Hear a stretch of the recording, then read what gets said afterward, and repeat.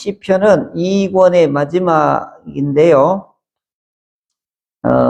이것은 달리 표현하면 다윗의 유언장이에요. 근데 여기에 보면 솔로몬, 타이틀은 솔로몬의 시라고 되어 있잖아요. 근데 마지막 절은 뭘로 끝나죠? 20절에 다윗의 기도가 끝나니라. 그러니까 이제 다윗의 기도를, 유언을, 타이틀을 솔로몬으로 이렇게 덧입혀 준 것 뿐이지요. 내용상으로는 다윗이 솔로몬을 위한 기도예요. 그러니까 이제 왕권 계승을 위해서 마지막에 솔로몬한테 왕권을 주면서 다윗이 하나님 앞에 기도하고 솔로몬 왕한테 유언을 남기는 것입니다. 그러니까 이 72편은 다윗의 유언이다, 이렇게 보면 되겠지요. 근데 이제 문제는 왜 이 마지막 2권의 마지막 부분에 다윗의 시가 유언으로 여기 들어갔느냐가, 이 편집할 때 기가 막힌 의도가 여기에 들어가 있는 거예요. 그러니까 오늘은 좀 1권에서부터 2권에 이르기까지 전체 개요를 설명하고 본문을 좀 보도록 하겠습니다.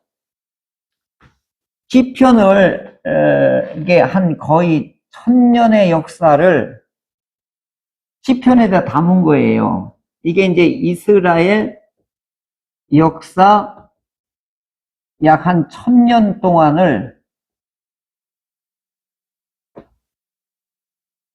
아까 낮에 제가 설교할 때 하나님은 우리에게 하나님의 의도와 목적과 뜻을 어떤 방법으로 우리에게 전해준다고 그랬죠? 이야기로 우리에게 들려주신다고 그랬죠.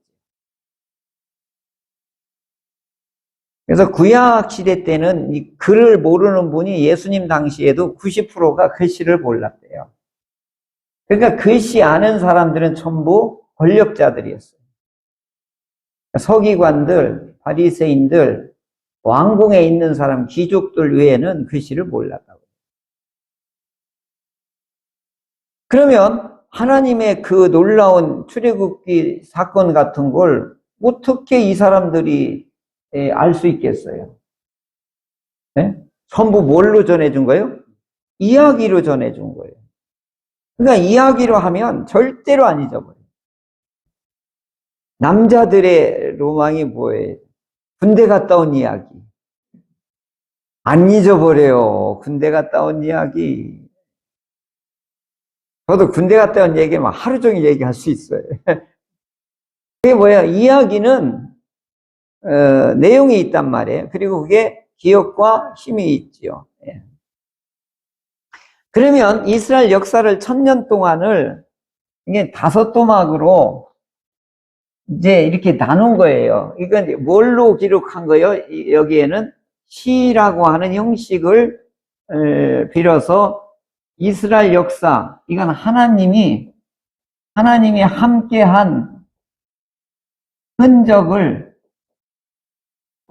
이제 시라고 하는 형식으로 1권, 2권, 3권, 4권, 5권 이렇게 엮은 거예요. 그러니까 이게 시편은 문학 장르로서의 무슨 뭐 탄원시, 감사시, 제왕시 이런 문학적인 형식으로만 끝난 것이 아니라 여기에는 1권, 2권, 3권, 4권 나눈 이걸 자체로 보면 하나님이 이스라엘과 함께했던 1000년의 역사를 시 형식으로 오늘 우리에게 전해주고 있는 것이지요. 그런 면에서 시편이 굉장히 중요해요. 그러면 시편의 주제가 뭐냐 하는 거지요. 그러니까 역사관이 뭐냐 이제 이렇게 물을 수 있죠. 만약에 역사서에 들어간다고 하면. 근데 시편의 주제는 뭐냐? 1편하고 2편에 고스란히 담겨져 있어요. 자, 1편은 뭐라고 그랬죠? 복 있는 사람 이렇게 돼 있죠.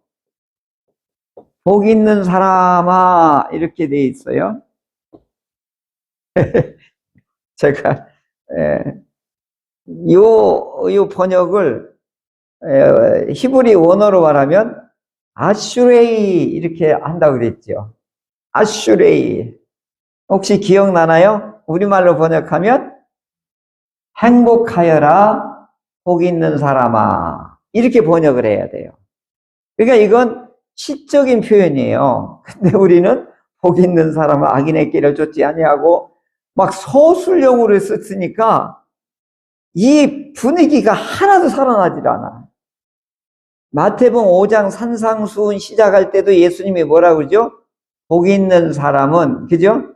심령이 가난한 자는 복이 있나니 이렇게 되잖아요. 이것도 아슈레이를 그렇게 푸는 거예요. 그러면 어떻게 해야 돼요? 복이 있는 사람아 행복하여라. 심령이 가난한 사람은 복이 있도다. 이제 이렇게 번역을 하면 더 이 시적으로 이게 분위기가 살아났을 거예요. 그러니까 이제 그 맥락은 시편 1편하고 예수님이 산상수훈 시작할 때는 같은 형식이다 이거지요. 근데 이제 우리말로 번역할 때는 그 모든 그 뉘앙스나 그 진의가 어떻게 해요? 많이 반감이 된 거죠. 이게 번역의 한계예요. 그러면 시편 전체의 주제는 뭐냐면 복 있는 사람이다 이렇게 볼 수 있어요. 그러면 복 있는 사람은 그 복을 간직하고 그 복을 누릴 수 있는 조건을 얘기해요. 그게 중요하겠죠? 그러면 행복하여라 복 있는 사람아 그 복을 유지하려면 어떻게 해야 된다고 그랬죠?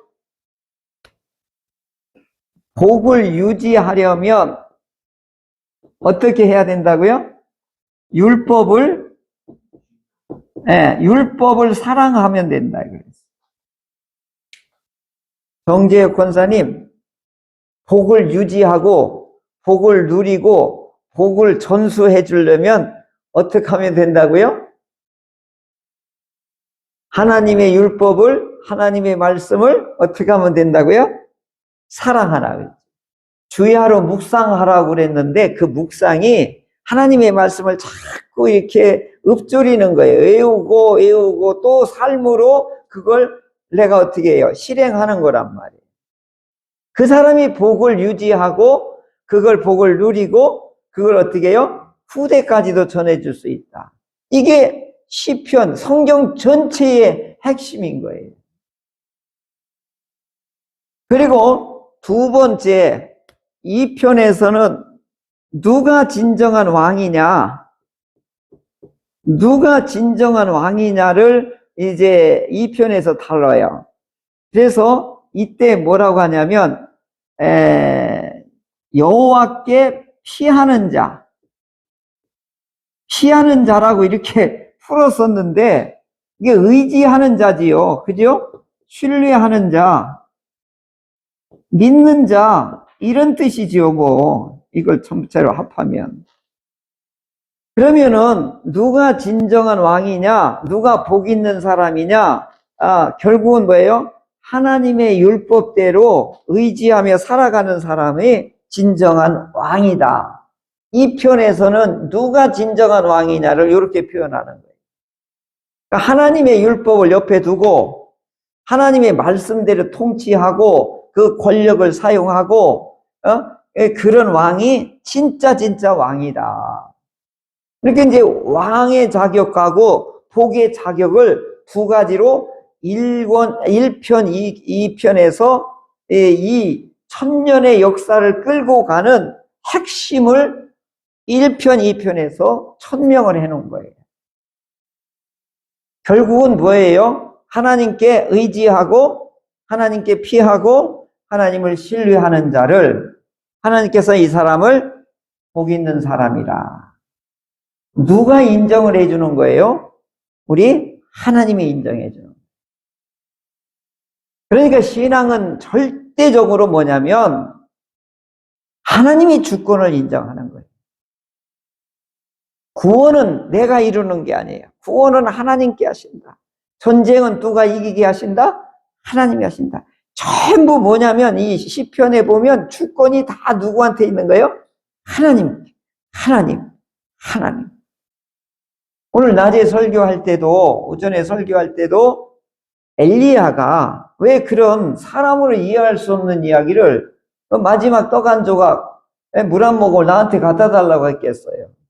하나님의 주권이 너한테 있고 하나님의 주권이 너한테 오늘 임할 것이다. 그게 테스트하는 거예요. 극한 상황 속에서. 그러니까 그 여인이 뭐라고 그러죠? 엘리야의 말대로 행했다 그렇게 했잖아요. 그때 하나님이 어떻게 해요? 비가 올 때까지, 농사가 지을 수 있을 때까지, 땅에서 곡식이 나올 때까지 하늘에서 어떻게 해요? 빵과 기름을 무한 공급하셨다. 이게 하나님의 이게 복이란 말이에요. 그러니까 결국은 뭐예요? 그 인류에서 가장 비참하고 어려운 사람이 하나님을 의지했더니, 말씀을 의지했더니 하나님이 어떻게 해주시더라? 그게 복 있게 해주시더라. 이게 이제 그 역사에도 그게 고스란히 남아있는 그걸 이야기로 스토리텔링으로 오늘 우리에게 전해주는 거예요.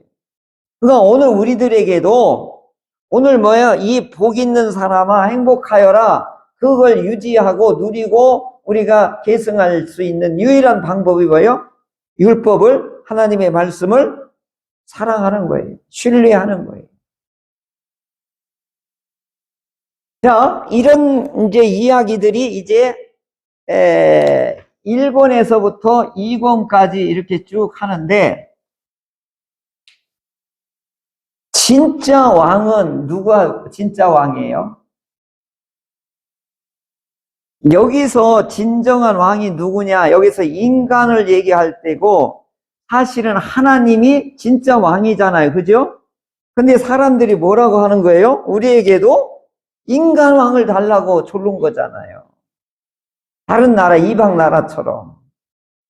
근데 하나님이 전쟁을 모두 행사하고 복을 주관하고 모든 통치권이 하나님 앞에 있는데 그 하나님을 그 모시고 있는 요놈들이 딴 살림 차리겠다고 하는 거예요, 지금. 그게 뭐예요? 인간왕 달라고 하는 건 뭐예요? 그 하나님의 왕권을 뭐 하는 거예요? 무시하는 거잖아요. 그때 하나님 속이 많이 상했다고요. 그래서 이렇게 조건을 얘기해요.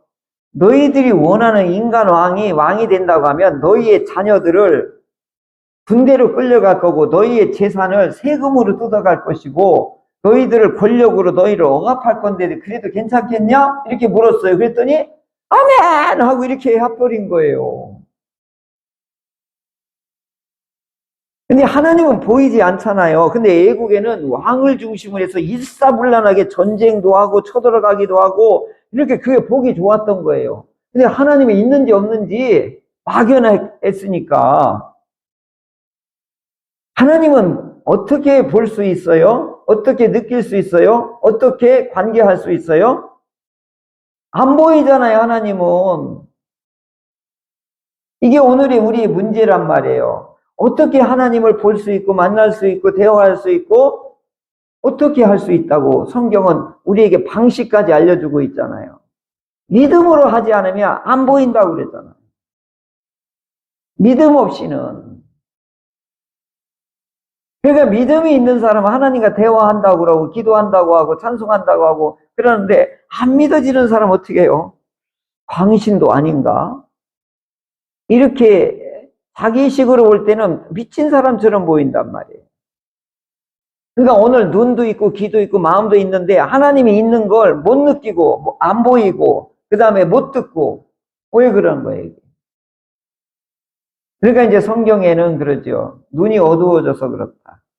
이제 표현은 다르지만 핵심은 그래요. 믿음으로 본다. 믿음으로 안다. 믿음으로 듣는다.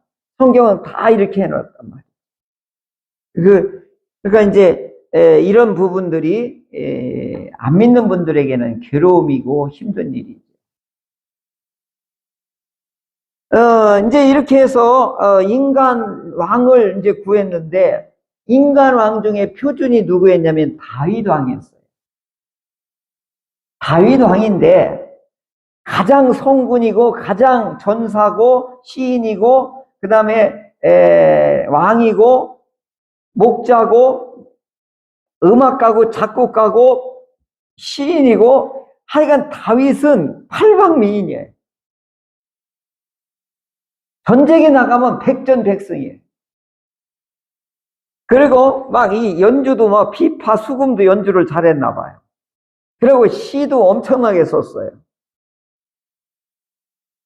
그리고 이 돌팔매도 탁 던지면 사자 눈을 맞추기도 하고 그 정도로 모든 방면에 뛰어났어요. 임금이 됐을 때에도, 왕이 됐을 때도 다윗은 뛰어났어요. 그런데 그 임관왕이 3절에 보면, 3편에 보면 아들한테 쫓겨요. 압살롬이 아버지를 죽이려고. 그래서 막 도망가는 거예요. 그리고 51편에 보면 뭐예요? 내 죄로 인해서 눈물로 내 침상을 띄웁니다 하면서 이 인간왕의 연약함, 인간왕의 부족함을 토해내는 거죠. 그때 이제 뭘 보여주냐면 인간왕은 죄를 지으면 대가를 치른다. 죄를 지으면 대가를 치른다는 것을 다윗의 일생을 통해서 극명하게 비춰주는 거예요. 다윗이 영광도 많았고 승리도 많았고 화려한 것도 많았지만 비참한 것도 또 많아요. 말년에는 비참으로 끝나요. 왜 그러냐? 죄를 지으면 반드시 무슨 대가를 치르냐면 하나님께 피하는 자가 복이 있다고 그랬잖아요. 하나님께 피하는 자는 산성이요 바위요 하나님께서 되게 안전처가 되어주는 건데 이게 열려버리는 거예요. 그러니까 죄는 하나님의 보호의 장벽을 깨트리는 거예요. 인간왕 다윗이 그렇게 믿음도 좋고 하나님 앞에 마음에 합한 왕이라 할지라도 죄로 인하여서 인간왕이 어떻게 다 무참하게 죄에 쫓기는 왕인 것을 이 시편에서 생생하게 보여줍니다. 이것을 2권까지 중계방송을 쫙 하는 거예요. 그래서 진정한 왕이 되려면 어떻게 해야 된다? 이게 다윗이 솔로몬 왕에게 유언으로 남기는 거예요. 나의 실패를 교훈 삼아 절대로 뭐하라? 왕의 지침서를 유언으로 남기는. 그래서 1절이 굉장히 중요해요. 뭐라고 그러죠? 1절 같이 읽어볼까요? 시작. 하나님이여 주의 판단력을 왕에게 주시고 주의 공의를 왕의 아들에게 주소서. 여기서 중요한 유언을 내리는데 공의와 정의를 우리 아들 솔로몬에게 주소서. 이게 왕의 가장 중요한 책무고 왕이 해야 될 임무고 왕으로서의 인간 왕으로서의 최고의 권위를 유지할 수 있는 비결이 뭐냐? 공의와 정의를 가져야 된다. 이게 무너지는 순간 어떻게 되는 거예요? 하나님의 보호의 이 장벽이 무너지는 거예요. 그래서 쫓기는 거예요.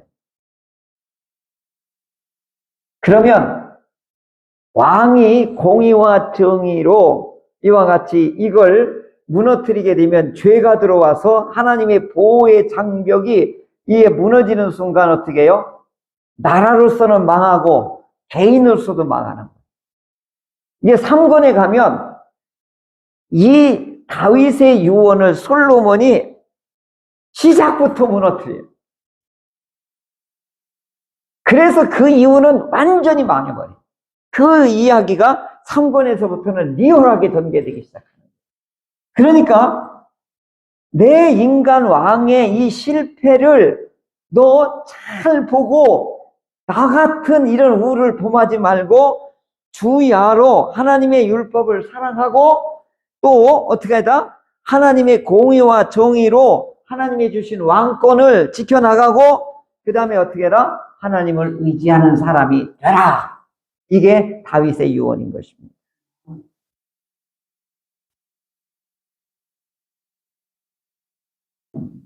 제가 시집간 딸에게 이렇게 부탁을 했어요. 너는 믿음만 지키면 복은 너한테 있다. 이렇게 시집 갈 때 얘기해 주는 게 이거예요. 너는 믿음을 지키면 하나님이 너를 지킬 것이다. 이제는 시집 갔으니까 내가 이래라 저래라 못 하잖아요. 그죠? 그러니까 이제 마지막으로 내가 딸에게 준 말이 그래요. 다윗은 이제 이렇게 해서 이 판단력이 이게 결국은 뭐냐면 이 공의거든요. 이 정의와 공의를 이 왕에게는 절대로 이걸 놓치면 안 됩니다. 이 다윗은 자기가 직접 경험해 봤잖아요. 그러면 진정한 왕의 이 의무가 뭐냐 하는 거죠. 오늘 아까 말했던 12절, 13절, 14절 이게 계속 나오고 있는데 왕의 책무는 뭐냐? 공의와 정의를 하나님이 주신 권력을 가지고 공의와 정의를 세워나가는 게 이게 왕의 가장 중요한 의무거든요. 그러면 공의와 정의가 뭐냐? 한마디로 말하면 공의는 하나님의 관계, 인간관계를 잘 만들어가게끔 하는 게 공의예요. 정의는 뭐냐? 인간의 기본권, 생태계의 기본권을 침해하지 않는 거예요. 그러니까 아까 말한 여기 계속 나오죠? 가난한 자, 궁핍한 자, 불쌍한 자 이런 압박하고 어떻게 해요? 강포를 행하면 나라가 망한다. 이 얘기를 계속하고 있는 거예요. 아까도 말했던 낮에도 말씀을 드렸던 사렙대 과부가 왜 이렇게 가난한 집에 그리고 가장 비참한 집에 왜 엘리야를 보내냐고. 이게 하나님의 관심이에요. 하나님의 관심은 어디에 있다고요? 가난한 자, 불쌍한 자, 이런 나그네 여기에 관심이 있는 거예요. 그러니까 이 잠언에 보면 이런 말이 나와요. 잠언 14장 31절에 가난한 사람을 학대하는 자는 그를 지으신 이를 멸시하는 자요. 하나님을 멸시하는 자래요. 궁핍한 사람을 불쌍히 여기는 자는 하나님을 공경하는 자다. 이게 기가 막힌 거예요. 가난한 사람을 학대하는 것은 하나님을 멸시하는 거예요. 그래서 나라가 망하는 거예요. 그래서 예언자가 계속 와서 뭐라고 하는 거예요? 가난한 사람 학대하지 말고 불쌍한 사람 그렇게 괴롭히지 말고 그들의 자녀를 이제 저당 잡혀가지고 노예를 끌고 가면 얼른 집으로 보내라. 신년이 되면 왜 그까지 걔네들 집, 땅 다 팔아가지고 다 저당 잡혀가지고 괴롭히냐 이거예요. 왕은 그렇게 하면 안 된다. 이게 이제 예언자들이 이제 가서 외친 말이거든요. 그러니까 이제 이 다윗은 솔로몬 왕에게 이런 유언을 하는 거예요. 하나님의 공의와 정의를 행하게 되면 하나님이 너를 안전하게 지켜주실 것이다. 그러면 산에서도 막 곡식이 익어나가고 땅에 평화가 오고 그 다음에 저 멀리 있는 왕들도 어떻게 해요? 훌륭한 왕이라고 와서 공경을 표할 것이다. 공의와 정의를 행하게 되면 가난한 사람, 불쌍한 사람을 우리 복지 정책을 잘하면 사회적인 약자를 그들을 편안케 하면 온 세계의 왕들이 당신을 위대하다라고 칭송할 거다. 반대로 할 경우는 어떻게 된다? 없애버릴 것이다. 이게 72편이요. 이게 3권, 4권, 이 가는 이게 교도부, 다리 역할을 해주는 거예요. 그리고 시편 1편, 2편의 주제를 다시 한번 상기시켜 주기도 해요. 그러니까 오늘 우리 믿음 생활이 중요한 게 우리를 뭐라고 그러죠? 신약에서는 우리를 다윗이나 솔로몬 왕이라고 하지 않고 뭐라고 해요? 왕 같은 그런 하나님의 믿음으로 이 왕권을 이와 같이 하나님의 자녀의 신분의 권세를 우리에게 부여받았단 말이에요. 그러면 우리는 왕 같은 책무를 이행을 해야 된단 말이에요. 그럼 왕 같은 책무를 이행하는 간단하게 말하는 핵심이 뭐죠? 공의와 정의란 말이에요. 이게 윤리 도덕적으로 이것만 있는 게 아니에요. 이 공의는 뭐냐? 관계를 잘하는 거예요. 하나님과 관계, 성도와 목사님의 관계, 부부 관계, 그 다음에 부모와 자녀의 관계, 선생님과 학생의 관계, 이게 잘하는 게 이게 공의예요. 이걸 깨트리는 게 뭐예요? 말이에요, 말. 이 입술로 하는 거. 그 다음에 뭐예요? 눈총. 미사일보다 더 무서워, 이게. 째려보면 다 나가 떨어져, 이거. 이건 뭐예요? 관계를, 공의를 깨트리는 거란 말이에요. 그러니까 오늘 우리들의 언행이 얼마나 중요한 건지 알 수 있어요. 우리의 얼굴로, 우리의 말로 어떻게 해요? 관계를 돈독하게 만들고, 인간관계, 하나님의 관계, 사회적인 관계. 이게 공의란 말이에요. 이거 깨트리면 왕권을 상실한다니까요. 또 정의는 뭐예요? 약자의 기본권을 침해하면 안 된다 이거예요. 교회에서도 가장 중요한 게 뭐예요? 약한 사람. 긍휼히 여기고 사랑스럽게 보고 항시 어떻게 해야 돼요? 약하고 가난하고 부족한 사람들을 어떻게 해요? 그를 관심 있게 대하는 게 뭐예요? 하나님을 높이는 거예요. 아, 이게요. 기가 막힌 원리예요. 이스라엘 역사에 보면 망하게 된 거 보면 이게 깨졌을 때. 그러니까 오늘 예수님께서 이 땅에 오신 것은 공의와 정의를 이루려고 오셨던 거거든요. 그게 모범을 우리가 보였던 것 말이에요. 그럼 오늘 우리들의 공의와 정의의 언행 심사가 공의와 정의가 우리 삶 속에서 펼쳐질 때 우리 예수님의 저 은혜와 사랑이 우리를 통해서도 드러나게 될 것입니다. 이게 다윗이 솔로몬에게 유언을 한 거예요. 그러면 오늘 우리들의 유언은 뭐예요? 이와 똑같아야 되겠죠. 어떻게 하라는 거예요? 우리 유언할 때 어떤 유언을 내겠어요? 잘 살아야 된다. 이게 유언이잖아요. 그럼 어떻게 잘 살아요? 저 공의와 정의를 지키며 살아라. 이게 유언이 돼야 돼요. 자, 공의는 뭐라고 그랬어요? 관계를 잘해라. 정의는 뭐라고 그랬어요? 사람의 기본권을 존중해 여기라. 뭐 잘 산다고 똑똑하다고 돈 많다고 그 사람을 높이고 가난하고 무식하다고 해가지고 그 사람 멸시하면 안 된다 이거예요. 하나님은 누구한테 더 관심이 많은 거죠? 약자에게. 그러니까 오늘 우리들은 선진국일수록 있대요. 복지가 잘 된 건 뭐예요? 약한 사람을 잘 살게 해주는 게 복지국가가 됩니다. 이게 하나님의 원리거든요. 그러니까 오늘 우리들도 구제, 후원, 헌금 이런 것도요, 우리가 할 수 있어야 돼요. 선교하고 맘먹고 같이 가야 되는 거예요. 선교는 많이 하는데 구제, 헌금은 안 해요. 똑같이 하면 얼마나 좋아요. 그죠? 저는 그렇게 생각을 해요. 그러니까 뭐냐면, 하나님이 관심이 있는데, 우리도 관심 표명할 때, 하나님 우리에게 대가를 지불해 주신다고 했잖아요. 저는 오늘 아침 설교에, 저는 은혜를 어제 저녁에 많이 받았어요. 오늘도 설교하면서도 받았어요. 재앙 속에서도 항시 하나님 우리에게 뭘 준비하고 있죠? 축복을 준비하고 있죠. 그리고 말대로 행하였더니, 하나님은 말대로 어떻게 해요?